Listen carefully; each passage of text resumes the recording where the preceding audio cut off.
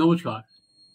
এবার মালদার চাচলের বাসিন্দা সাজনু পারভীনকে সরাসরি তৃণমূল কংগ্রেস নিয়ে এলো তাদের দলীয় অফিসে এবং সেখানে তাকে তার শ্বশুরকে দিয়ে প্রেস মিট করা হলো। একদিকে ববি হাকিম আর একদিকে কুণাল ঘোষকে রেখে মাঝখানে দাঁড়িয়ে পারভীন বিশদে জানালেন তার উপর কিভাবে পুলিশ অত্যাচার করেছিল দিল্লিতে। দেখুন, তৃণমূল কংগ্রেস আজকে যে সাজনুকে দিয়ে যে প্রেস মিটটা করালো, আমরা তার উপরেই আজকে চলুন বিশ্লেষণ করি যে এই ঘটনা বা এইভাবে মালদার এক বাসিন্দাকে সামনে নিয়ে এসে তৃণমূল কংগ্রেস কি কোনো রাজনৈতিক লাভ পাবে, এবং ইতিমধ্যে যার বিরুদ্ধে দিল্লি পুলিশ তদন্ত শুরু করেছে সেই তদন্ত থেকে কি সাজনু বাঁচবেন? আদতে ঠিক দুদিন আগেই দিল্লি পুলিশের ডিসি যিনি প্রেস মিট করে পরিষ্কার বলে দিয়েছিলেন যে এই সাজনু পারভীন যে কথাটা বলছেন সেটা পুরোটাই মিথ্যে। তিনি এবং মালদার তার এক আত্মীয় তৃণমূল নেতা, তার কথাতেই তিনি এই প্লটটা সাজিয়েছেন এবং তারপর ওই মালদার তৃণমূল নেতা সেটা ভিডিওটাকে ভাইরাল করে দেয়। এখানেই শেষ নয়, মুখ্যমন্ত্রী তারপর এই তার ভিডিওটা টুইটার হ্যান্ডেলে দেন এবং সেটা ভাইরাল হয়ে যায়।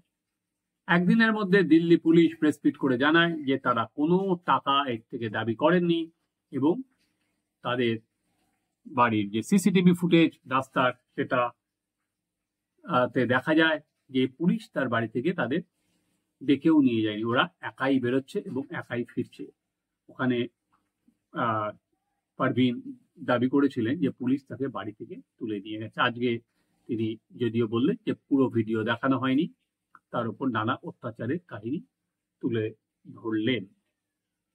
আমি যে মূল জায়গাটায় গেলাম যে এর ফলে আজকে তৃণমূল কংগ্রেস তাকে নিয়ে এসে যে প্রগতি ময়দান থানায় দিল্লি পুলিশের বিরুদ্ধে পাল্টা অভিযোগ দায়ের করলেন, তাতে তৃণমূল কংগ্রেসের কতটা রাজনৈতিক লাভ এবং কতটা আইন থেকে তারা বাঁচার চেষ্টা করছে। কারণ দিল্লি পুলিশ তদন্তটা স্টার্ট করে দিয়েছে। বিজেপি সাংসদ শুভেন্দু অধিকারীর ভাই তিনি ইতিমধ্যে মমতা বন্দ্যোপাধ্যায়ের বিরুদ্ধে সেখানে অভিযোগও পর্যন্ত দায়ের করেছেন। এবার দিল্লি পুলিশের বিরুদ্ধে অভিযোগ এত বড় একটা, তাহলে দিল্লি পুলিশ তো তদন্ত করবে, সেই তদন্তে তো পারভীনকে দরকার হবে। তাহলে তাকে তুলে নিয়ে আসা হলো কেন? তাকে দিল্লি পুলিশের তদন্তের বাইরে নিয়ে আসা হলো কারণ দিল্লি পুলিশ তাকে এরপরে কি জিজ্ঞাসাবাদ করতে পারবে? কারণ আজকে তৃণমূল কংগ্রেসের পক্ষ থেকে পরিষ্কার জানিয়ে দেওয়া হলো যে তারা এবার দলের শেল্টারেই থাকবে, যেহেতু দলনেত্রী ঘোষণা করেছিলেন যে পরিযায়ী শ্রমিকরা সবাই ফিরে আসতে পারে, ফলে যারা যারা ফিরে আসবেন তাদের দলই দেখভালের দায়িত্ব নেবে। ফলে এই মহিলারও দেখভালের দায়িত্ব নেবে দল। তাহলে প্রশ্নটা যেটা থেকে যায় যে এই তদন্তটাকে ধামাচাপা দেওয়ার জন্যই তাকে কি তড়িঘড়ি কলকাতায় নিয়ে আসা হলো নিজেদের শেল্টারে? কারণ জল কিন্তু গড়াতে শুরু করেছে। তৃণমূল কংগ্রেস এই বাংলা বাঙালি যে ক্যাম্পেইনটা তুলতে চাইছেন সেটা বরঞ্চ আমরা দেখি কত শতাংশ গড়ালো এবং পারভীনকে দিয়ে প্রেস মিট করিয়ে সেটা আরো কতদূর নিয়ে যাওয়া সম্ভব হবে বা এট অল সম্ভব হবে কি? তবে পুরো ঘটনাটা হচ্ছে বাংলার বাইরে।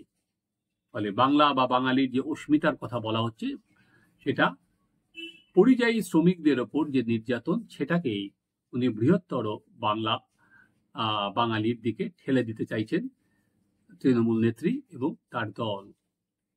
কিন্তু পরিযায়ী শ্রমিকদের বাইরে তাও অসংখ্য পরিযায়ী শ্রমিক নয়, কিছু কিছু গুটি সংখ্যক পরিযায়ী শ্রমিক যাদের বিভিন্ন থানায় ডেকে নিয়ে যাওয়া হচ্ছে এবং তাদের আইডেন্টিফিকেশন করা হচ্ছে, তাদের পরিচয়পত্র খতিয়ে দেখা হচ্ছে। কারণ পহেলগাঁওয়ের ঘটনার পর এটা স্বরাষ্ট্র মন্ত্রকের যে নির্দেশিকা, সেখানে শুধুমাত্র বিজেপি শাসিত রাজ্য নয়, সেখানে তামিলনাড়ু, কেরালা, পাঞ্জাব, যেখানে ইন্ডিয়া জোটের যারা শরিক আছেন তারাও এই বাংলাদেশি সন্দেহে অনেকে অ্যারেস্ট করছেন, তাদের পুশব্যাক করছেন, সেখানে কিন্তু তাদের পুলিশ তাদেরও গ্রেপ্তার করছে। এইবার সেইটাকে সামনে রেখে বাংলা বাঙালির অস্মিতার কথা বলা হচ্ছে অন্য রাজ্যে। এখনো পর্যন্ত কিন্তু আমরা পশ্চিমবঙ্গে তৃণমূল কংগ্রেস তার মতো করে তো মিছিল করবেই এই ইস্যুটাকে সামনে রেখে, কিন্তু পশ্চিমবঙ্গে কিন্তু আমরা এখনো দেখতে পাইনি যে একটা জনমানসে বিরাট সাড়া পড়েছে, যে সাধারণ পাবলিকের মধ্যে বিরাট একটা আলোড়ন পড়ে গেছে। দেখো সত্যি তাই, আমাদের বাঙালির ওপর কি অত্যাচারটাই না হচ্ছে। দেখুন, আমার প্রচুর বন্ধু বান্ধব, আপনাদেরও যারা আমাদের এই চ্যানেলের দর্শক আছেন, শ্রোতা আছেন, তাদেরও সবার বন্ধু বান্ধব বাইরে থাকে।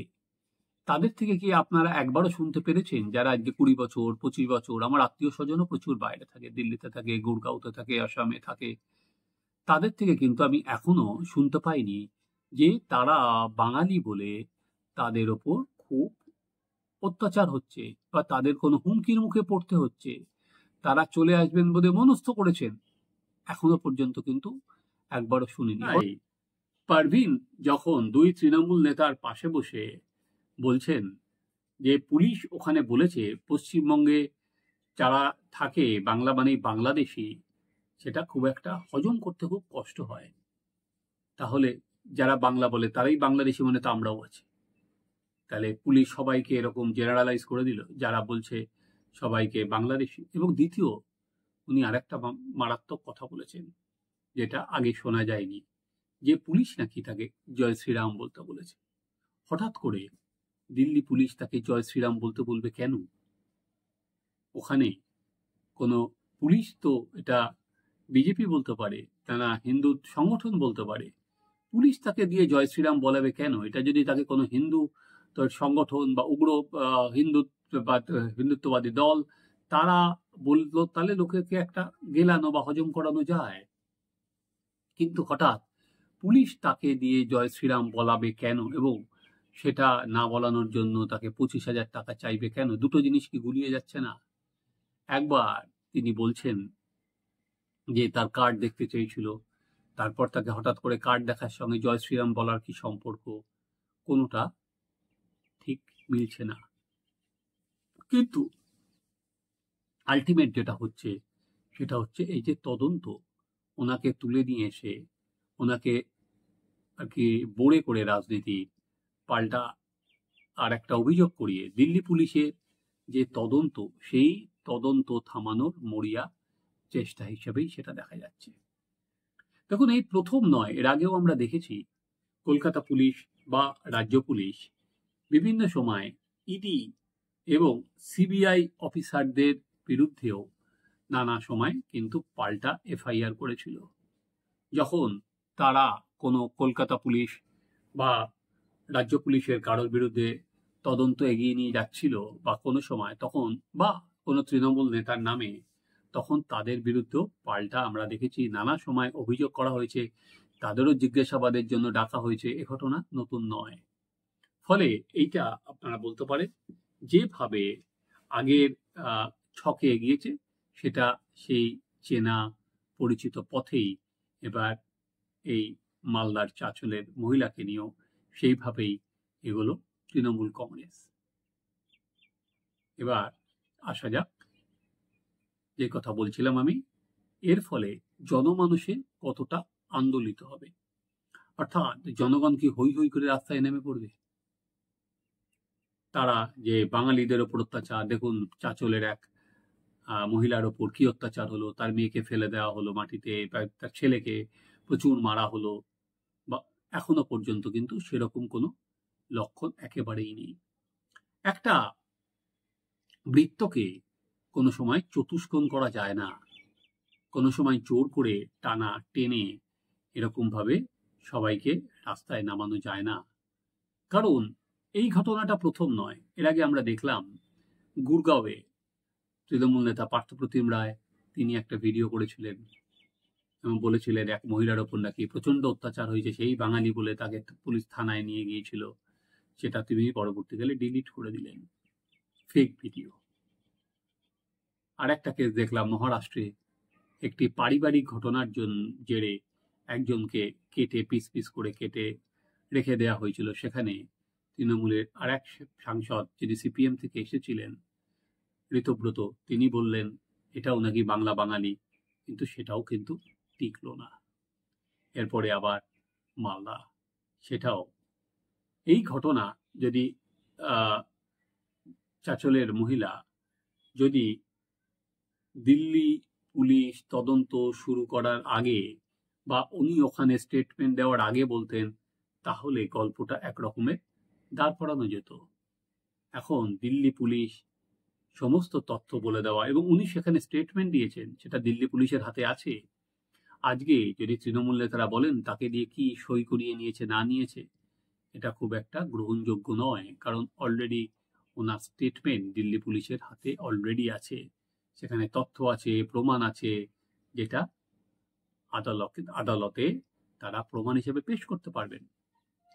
এখন আগামী দিনে দেখা যে এই জিনিসটা কি এখানে ধামাচাপা পড়ে যায়, নাকি কেন্দ্রীয় সরকার এই ইস্যুটাকে আরো টেনে নিয়ে যেতে চায়। কারণ দিল্লি পুলিশ কেন্দ্রীয় স্বরাষ্ট্র মন্ত্রকের অধীন। সেখানে সরাসরি দিল্লি পুলিশের নামে প্রথমে বলা হলো টাকা তোলার অভিযোগ, আজকে তো আরো তার নামেই এফআইআর করা হলো। ফলে এটা কি আপাতত রাজনীতির চাপানুতরে দাঁড়াবে, না আগামী দিনে দিল্লি পুলিশ বনাম রাজ্য পশ্চিমবঙ্গ পুলিশ বা কলকাতা পুলিশ, তাদের মধ্যে আমরা নানা রকম বলা যেতে পারে প্রশাসনিক লড়াই বা পুলিশের দুই পক্ষের নানা রকম ছোটাছুটি দেখতে পারবো। এখনো ভোট আসতে 8 থেকে 10 মাস দেরি, তার মধ্যেই কিন্তু বাংলার ভোটের বাজার ক্রমে তাকতে শুরু করেছে। এবং আপনারা নিশ্চিত থাকতে পারেন আগামী দিনে এরকম প্রচুর ভিডিও আসবে, কিন্তু প্রতিটা ভিডিও আসার আগে নিজেরা 100 বার চেক করে নেবেন, তাদের মতো করে ক্রস চেক করে নেবেন সেটা সত্যি না সেটা ফেক, নিজেরা পোস্ট করার আগে। আর এক্ষেত্রে আমরা দেখব যে দিল্লি পুলিশ কিভাবে তদন্ত এগিয়ে নিয়ে যায়, আর চাঁচলের এই গৃহবধূ তার আবার মালদা ফিরে গিয়ে কি বলেন, সেটা আগামী দিনে আমাদের নজরে থাকবে। আপনারা দেখতে থাকুন আমাদের চ্যানেল সাবস্ক্রাইব করুন, আপনাদের মতামত জানান।